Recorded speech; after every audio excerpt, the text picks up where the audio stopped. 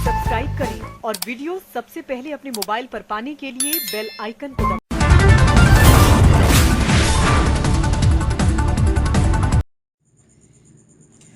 नमस्कार, मैं हूं अनिल वर्मा सेकर। आई विटनेस न्यूज पर आज देखिए, लोकसभा में उठी अलीगढ़ कासगंज नई रेलवे लाइन की मांग। सांसद मुकेश राजपूत बोले, रेल मंत्री की नजरें इनायत हुई तो सुगम होगी दिल्ली यात्रा। सांसद मुकेश राजपूत ने लोकसभा में अलीगढ़ कासगंज के बीच नई रेलवे लाइन बिछाने की मांग की। श्री राजपूत ने कहा कि इससे फर्रुखाबाद दिल्ली के बीच यात्रा कम समय में की जा सकेगी। श्री राजपूत ने रेल मंत्रालय की विभिन्न सुविधाओं का जिक्र करते हुए ठेके पर उठाई गई छोटे रेलवे स्टेशनों की मॉनिटरिंग की व्यवस्था करने की मांग की। तो आइए सुनते हैं रेलवे स्टेशनों के आधुनिकीकरण पर आए प्राइवेट बिल पर चर्चा में मुकेश राजपूत ने क्या क्या कहा। बोलने के लिए अवसर दिया। आदर्श स्टेशन योजना के अंतर्गत रेलवे स्टेशनों का आधुनिकीकरण एवं सौंदर्यीकरण महोदय 2014 में माननीय नरेंद्र मोदी जी की नेतृत्व में जो सरकार बनी, उस सरकार के माध्यम से देश के अंदर रेल मंत्रालय के द्वारा अभूतपूर्व परिवर्तन देखने को मिलेगा। मैंने देखा है कि हम लोग कभी भी कहीं रेल से जब यात्रा करते थे तो रेल पर मैं देखता था स्टेशनों पर गंदगी के अंबार लगे रहते थे। दोना हो, पत्तल हो, थूकदान में, पीकदान में कितनी गंदगी होती थी। एक बार देख के मन घबराता था। कहीं टॉयलेट भी जाना होता था तो वहां पर भी जाके काफी देर तक दिमाग से वो गंदगी नहीं निकलती थी। आज हिंदुस्तान के किसी भी आप स्टेशन पर जाइए तो आप स्टेशनों को देखकर ये लगेगा कि हमें अपने घर से भी अच्छे वहां टॉयलेट मिलेंगे, इस घर से अच्छे वहां के प्लेटफार्म मिलेंगे। कहीं पर भी आप पूरे स्टेशन पर घूमिए, कहीं पर आपको कोई गंदगी नहीं मिलेगी। यहां तक कि रेलवे लाइन के बीच का जो स्थान होता है वहां पर भी बाकायदा सफाई मिलेगी, ढूंढने से भी गंदगी नहीं मिलेगी। ये अभूतपूर्व परिवर्तन आया है। इसके लिए मैं आपके माध्यम से अपने देश के यशस्वी प्रधानमंत्री का भी आभार व्यक्त करता हूं और जो हमारे मंत्री जी हैं उनका भी मैं आभार व्यक्त करता हूं। महोदय, यही नहीं, ये तो स्टेशनों पर साफ सुथरा हुआ है, यहां तक कि यात्रियों की सुविधाओं के लिए मैंने देखा है कि जो प्लेटफार्म जीड़ छीड़ थे, कहीं उसका टीन सेट टूटा हुआ था, बरसात का पानी पूरा का पूरा प्लेटफार्म पर आता था, लोगों को बैठने के लिए बेंचें नहीं थी, यात्रियों को ठहरने के लिए स्टेशन पर कोई व्यवस्था नहीं थी। इन सब में भी अभूतपूर्व परिवर्तन आया है। महोदय, देश के अंदर लगभग 8000 स्टेशनें हैं। उन 8000 स्टेशनों में मैं देखता हूं जिस तरह से पूरे देश के लोग यात्रा कर रहे हैं, ये अपने में एक कीर्तिमान स्थापित करता है। लगता है कि जब हम लोग स्टेशन पर जाते हैं और रेल में सफर करते हैं तो एक चलता फिरता भारत दिखाई देता है। जिस तरह से यातायात के साधन हो या माल ढुलाई का माध्यम हो, वो सबका सब रेल विभाग से ही हो रहा है। मैंने देखा है कि कोरोना काल के समय में जब लॉकडाउन लगा, लॉकडाउन के समय में लोगों के पास में खाद्यान्न पहुंचना था, लोगों को ऑक्सीजन की कमी थी तो ऑक्सीजन भी पहुंचानी थी। कहीं पर भी खाद्यान्न की कोई कमी नहीं हुई। कई किसानों के लिए चाहे यूरिया हो, चाहे डीएपी हो, हमारी जो रासायनिक उर्वरक है वो भी समय से किसानों तक पहुंचाई गई। गरीबों के पास में खाद्यान्न पहुंचाने के लिए भी हमारे जो है रेल मंत्रालय के द्वारा खाद्यान्न की भी ढुलाई की गई। यही नहीं, मैंने देखा है रेल मंत्रालय के द्वारा यात्रियों की सुविधाओं के लिए के साथ साथ किसानों की, लोगों को कैसे किसान अपने उत्पादन को कोरोना काल में अपने उत्पाद को देश की विभिन्न मंडियों में ले जाके बेचे, इसके लिए भी रेल मंत्रालय ने किसान रेल के माध्यम से बराबर कम रेट में आधे किराए पर, जिससे है कि उसकी फसल भी खराब ना हो, हरी सब्जियां हैं, कच्ची सब्जियां हैं, वो सब्जियां दूरगामी क्षेत्र में ताजी उपलब्ध हो, इसके लिए रेल मंत्रालय ने किसानों को और उपभोक्ताओं के लिए, दोनों लोगों के लिए जो सुविधाएं उपलब्ध की है, ये भी किसी से छुपा हुआ नहीं है। इससे किसानों को उन्हें अपने उत्पादन का लाभकारी मूल्य मिला है और किसानों की आय दोगुनी होने में भी सहायक हुआ है। इस स्टेशनों पर कोरोना काल में मैंने देखा जिस तरह से कोरोना काल में एम्बुलेंस का भी काम किया। कहीं पर भी कोई जब अस्पताल किसी को नहीं अवेलेबल हो रहा था तो कोरोना काल के बोगी जो है उसको मॉडिफाइड करके अस्पताल के रूम में चेंज किया गया, जिससे जो लोग थे कि अस्पताल में ना जा सकते, ऐसे लोगों को कोरोना कोविड काल में जिस तरह से रेल मंत्रालय के द्वारा जो लोगों की सेवा की गई, ये भी एक स्मरणीय है। कोरोना काल में लोगों को, जो पूरे देश के लोग अपना जनपद छोड़ के दूसरी जगह जॉब करते थे, दूसरी जगह रहते हुए लॉकडाउन लगने के समय वो अपने क्षेत्रों में नहीं पहुंच पा रहे थे। घर वाले चिंतित थे कि हमारे परिजन कैसे होंगे, हमारा घर का मुखिया कैसा होगा, घर के मुखिया को चिंता था हमारा परिवार कैसे होगा। इन दोनों को बीच में उन्हें उनके घर तक पहुंचाने के लिए जो हमारे देश के अंदर जो श्रमिक थे, उन श्रमिकों को विभिन्न शहरों से, महानगरों से उन्हें अपने घर तक पहुंचाने में भी रेल मंत्रालय ने जो योगदान किया है, उसके लिए मैं उन श्रमिकों के माध्यम से माननीय मंत्री जी का भी आभार व्यक्त करता हूं कि उन्होंने इस विषम परिस्थितियों में जिस तरह से लोगों की, श्रमिकों की सेवा की। रेलवे स्टेशनों पर मैंने और देखा है सर कि रेल विभाग में कि जो रेल स्टेशनें हैं, रेल स्टेशनों पर बहुत ज्यादा इंक्रोचमेंट है। मैंने विशेष करके जब मैं पश्चिम बंगाल में गया तो बंगाल में मैंने देखा कि वहां पर कई स्टेशनों पर काफी इंक्रोचमेंट था। हमारे साथी सांसद जो प्राइवेट बिल लाए हमारे साथ में थे, इतना इंक्रोचमेंट था मैडम। उस इंक्रोचमेंट को देख के ये लग रहा था ये हम कहीं मार्केट में आ गए। और स्टेशनों पर इंक्रोचमेंट, ये बड़ा ही हम लोगों को देख के पूरे ऑल इंडिया में जहां पर भी हम लोग रेल मंत्रालय की तरफ से गए, वहां इस तरह की व्यवस्था नहीं देखी जो पश्चिम बंगाल में देखने को मिली। भीड़ भाड़ वाली स्टेशन और वहां पर भी इंक्रोचमेंट।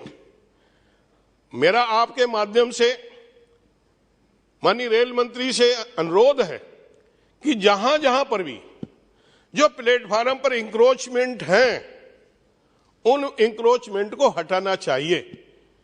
इससे मैंने देखा है कि जब प्लेटफार्म पर ही दुकानें रखी हुई हैं, लोग झोपड़ी में वहां मकान, कुछ लोग रहने लगे हैं। जब वो वहां रहेंगे, जब यात्री आएगा तो जल्दी से वहां पर ट्रेन पकड़नी है और भीड़ भाड़ वाली स्टेशन पर कैसे वो ट्रेन को पकड़ सकता। यह लोगों के आवागमन के में बहुत बड़ी असुविधा बने हुए हैं।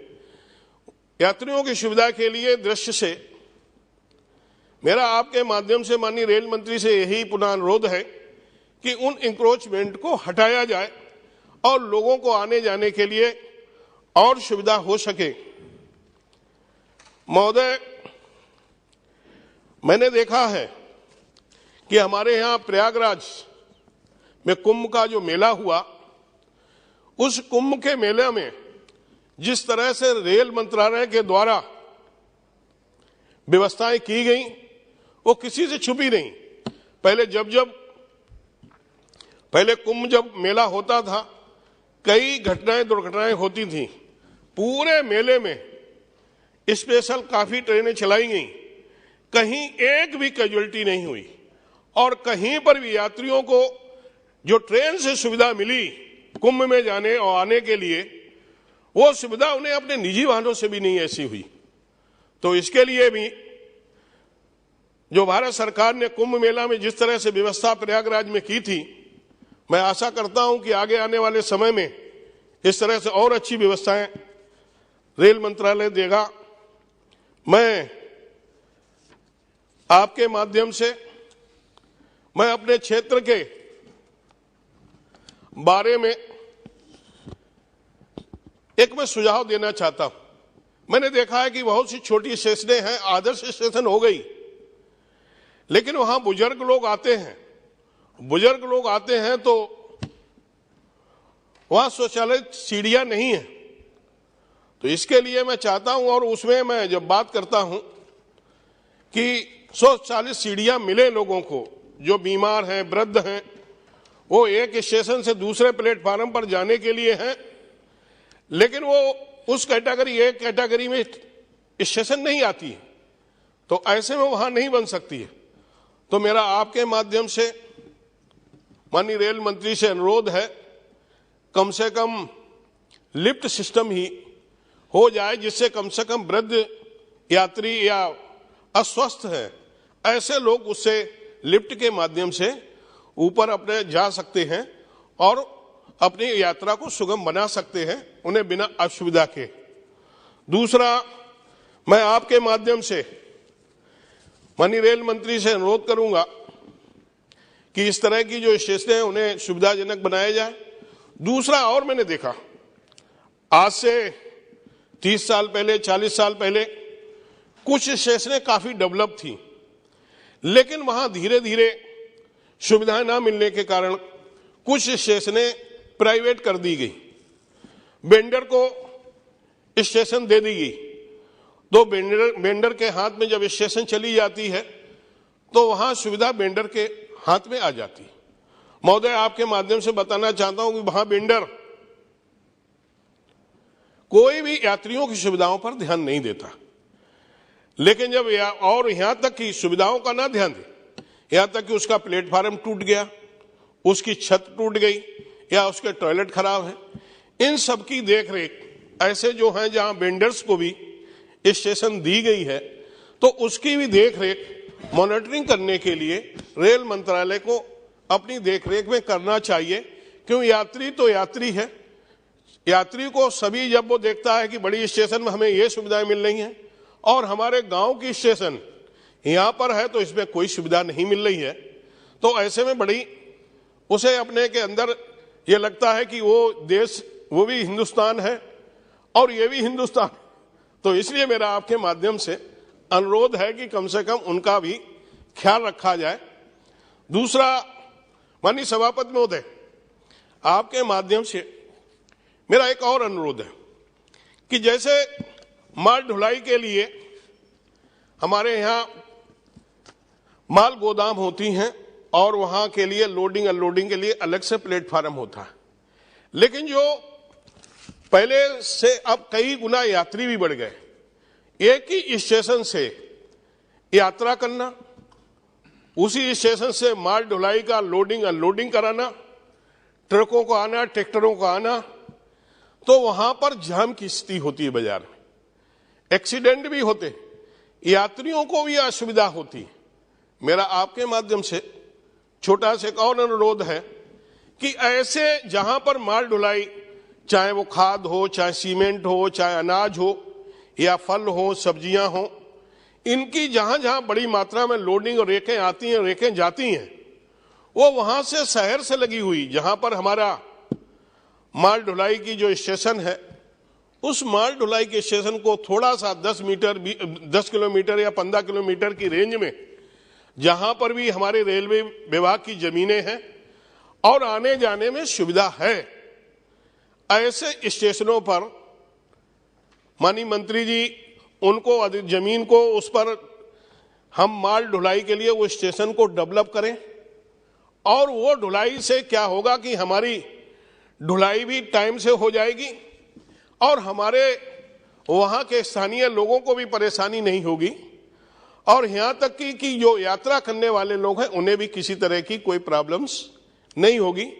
ये मैं सभापति महोदय आपके माध्यम से मैं माननीय रेल मंत्री से अनुरोध करता हूं, ये जनहित में ध्यान रखे, यात्रियों के हित में ध्यान में रखते हुए इन चीजों को अपने सर्वे करा के उसे ठीक कराने का काम करेंगे। माननीय सभापति महोदय आपके माध्यम से मैंने कई बार माननीय मंत्री जी का ध्यान आकृष्ट किया है कि हमारे यहाँ फर्रुखाबाद और कानपुर के बीच में हम लोग जब ट्रेन से दिल्ली आते हैं तो हमारे यहाँ कालिंदी एक्सप्रेस ट्रेन चलती है और वो ट्रेन दिल्ली तक आती है, और दिल्ली वो आती है तो एक तरह से पहले कानपुर से फर्रुखाबाद आएगी, फर्रुखाबाद से मैनपुरी, टूंडला, फिर अलीगढ़, फिर दिल्ली आती। यदि हम लोगों को उस ट्रेन में 10 से 12 घंटे तक यात्रा करनी पड़ती तब हम दिल्ली में आते, और फर्रुखाबाद से दिल्ली की दूरी मात्र 350 किलोमीटर है। मेरा आपके माध्यम से माननीय मंत्री जी से एक छोटा सा अनुरोध है कि यदि हम लोग अलीगढ़ से सीधा कासगंज जोड़ दें, मात्र 52 किलोमीटर नई रेलवे लाइन बिछानी होगी। रेलवे लाइन प्रारंभ हो जाएगी तो इस वजह से तो हमारी जो ट्रेन हमें लोगों को 10 से 12 घंटे में सफर करना पड़ता है, वो समय घट के मात्र 4 घंटा रह जाएगा, या 5 घंटा, 4 से 5 घंटे में हम यात्रा कर सकेंगे। तो हमारे साथ साथ में कानपुर देहात हुआ, कन्नौज हुआ, फर्रुखाबाद लोकसभा हुई, कासगंज हुई, ये कई 4-5 लोकसभाओं को इससे बेनिफिट मिलेगा। दूसरा एक माननीय सभापति महोदय कि यदि सीधी ट्रेन का संचालन होने लगेगा तो इससे समय भी बचेगा। यही मैं आपके माध्यम से माननीय मंत्री जी से अनुरोध करता हूं। और जिस तरह से हमारे साथी ने बिल लाए, मुझे मालूम है जिस तरह से माननीय मोदी जी की सरकार नेतृत्व में जो माननीय मंत्री जी हमारे काम कर रहे हैं, वो रेलवे मंत्रालय को और स्टेशनों को आदर्श बनाने में अपना पूरा योगदान दे रही है। जो पिछली सरकारों ने नहीं किया वो इन 8 सालों में हुआ, और आगे भी जो शेष काम होंगे। इन्हीं सब बातों के साथ आपका पुनः बहुत बहुत आभार, बहुत अच्छा, धन्यवाद। सभा की मैं हर पल हर जगह था, जब भी समय मिली करवट मैं वहीं था। आने वाली सरकार जब भी कोई दौर गुजरा है मैं वहीं था। आंखों में किसी के गम थे, चाहे चेहरों पर किसी के खुशी, तब भी मैं वहीं था। कैसे भी हालात रहे हों, बिना खौफ हम डटे रहे। मैं हर पल हर जगह हूं, खबरों की सच्चाई और गहराई में।